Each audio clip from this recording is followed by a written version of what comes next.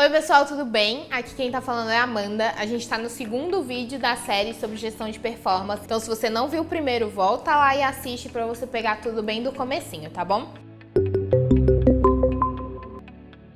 Nesse vídeo a gente vai falar especificamente sobre avaliação de desempenho. O que eu vou falar nesse vídeo? Eu vou falar sobre modelo, ou seja, quem avalia quem. Eu vou falar sobre frequência, qual a frequência com que você deve fazer uma avaliação de desempenho. E eu vou falar também sobre critérios, ou seja, o que você deveria observar na sua avaliação de desempenho. Então é muito importante que você realmente leve em consideração o contexto da sua empresa, o quão rápido as coisas mudam, como que é o mercado na hora de fazer essa escolha. Falando primeiro do modelo de avaliação, ou seja, quem avalia quem, a gente tem alguns modelos a serem considerados. O primeiro deles é a autoavaliação. Então, se você faz uma avaliação de desempenho baseada na pessoa se autoavaliar, o que acontece? Quais são os benefícios? O primeiro grande benefício é autoconhecimento. A pessoa para para refletir sobre ela mesma, sobre pontos fortes, pontos fracos, isso é muito positivo. Mas a gente tem sempre pontos de cuidado e o ponto de cuidado nesse caso é a questão da maturidade. Será que a pessoa tem maturidade suficiente, foi alinhada o suficiente para conseguir, no final do ciclo, se autoavaliar?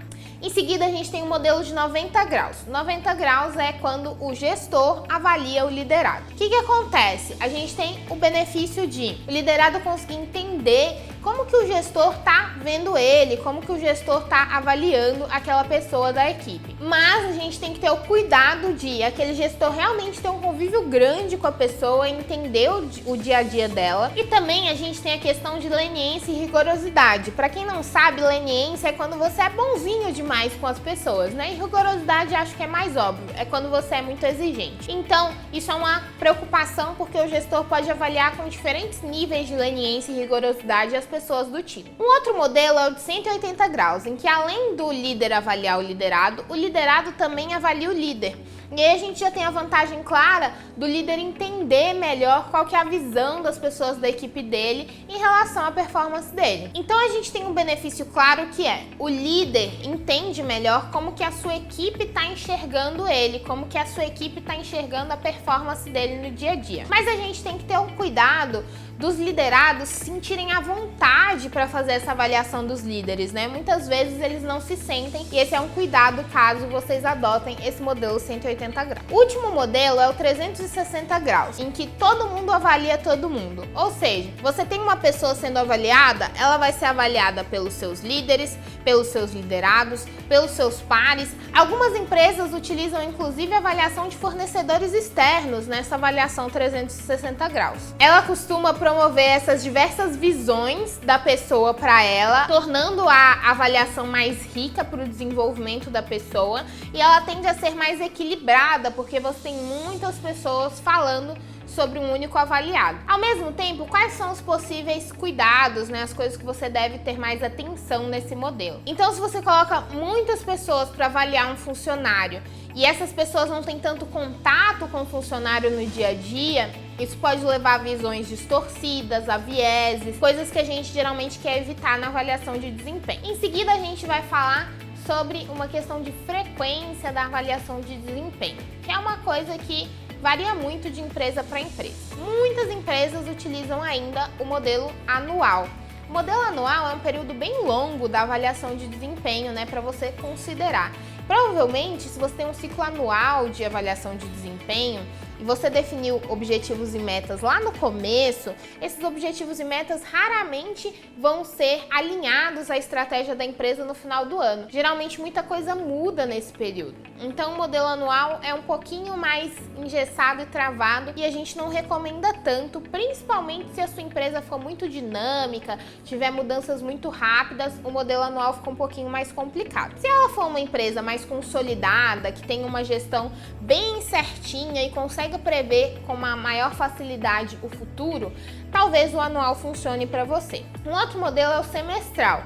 O semestral você tem ali algumas definições semestrais de metas, você tem um tempo suficiente para as pessoas se desenvolverem novas habilidades nesse meio tempo, mas pode ocorrer das pessoas levarem em consideração na hora da avaliação só os últimos meses, porque é a impressão mais recente que elas têm do funcionário. Então esse é um cuidado importante de você tomar na hora de comunicar a avaliação de desempenho. A gente também tem algumas propostas de avaliação de desempenho de período mais curtos, de 3 meses ou 2 meses. Elas costumam fornecer um retrato mais preciso do dia a dia, da performance das pessoas, porque elas avaliam um período de tempo mais curto. Porém, é muito trabalho fazer a avaliação de desempenho, né? Então você geralmente tem ali para fazer a avaliação, fazer calibração, fazer todos os feedbacks, isso consome um tempo das pessoas, da equipe. Então a avaliação muito frequente pode acabar tendo esse problema de demanda. Por fim, a gente vai falar então do que você deve avaliar. Quais são os critérios da sua avaliação de desempenho? A gente pode começar falando de competências. Então é bem importante você expor para os seus funcionários quais são as competências esperadas deles no dia a dia. Existem diversos modelos que definem competências como KSAO, SHA, enfim. Mas a competência basicamente é algo que você espera da pessoa, algo que ela tem essa habilidade, que ela de fato põe em prática, que ela tem uma atitude que corrobora a existência daquela competência no dia a dia.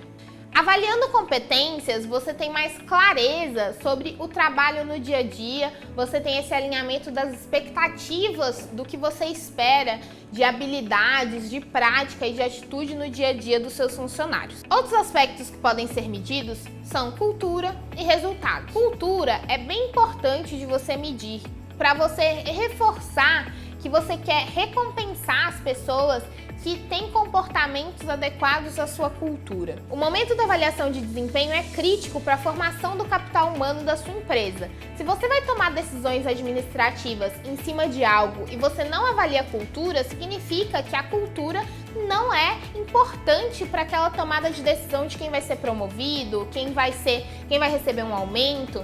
Então, você não pode deixar a cultura de fora da sua avaliação de desempenho. Um outro critério que você pode olhar é resultados. E aí, resultados tem duas formas de você fazer. Você pode fazer uma avaliação um pouco mais subjetiva, em que você pergunta para as pessoas um pouco do impacto que aquele funcionário teve ao longo do ciclo de desempenho. Ou você pode pegar todas aquelas metas que a gente ainda vai te ensinar a definir, então já se inscreve no canal para ficar ligado nos próximos vídeos e pedir para as pessoas avaliarem como que foi o resultado daquele funcionário em relação às metas que foram definidas no começo do ciclo. Por fim, se você quiser um extra interessante para sua avaliação de desempenho, é você ter perguntas sobre sucessão, perguntas sobre desenvolvimento, porque isso pode te ajudar a traçar ali o plano de desenvolvimento individual do funcionário. Então, gente, é isso que eu tinha para falar para vocês sobre avaliação de desempenho. Não existe modelo perfeito, você precisa entender o que funciona melhor para a sua organização. Então, se você quer continuar entendendo sobre as etapas de gestão de performance, já se inscreve no canal. Se você gostou desse conteúdo, deixa o seu like, deixa o seu comentário e eu te espero no próximo conteúdo.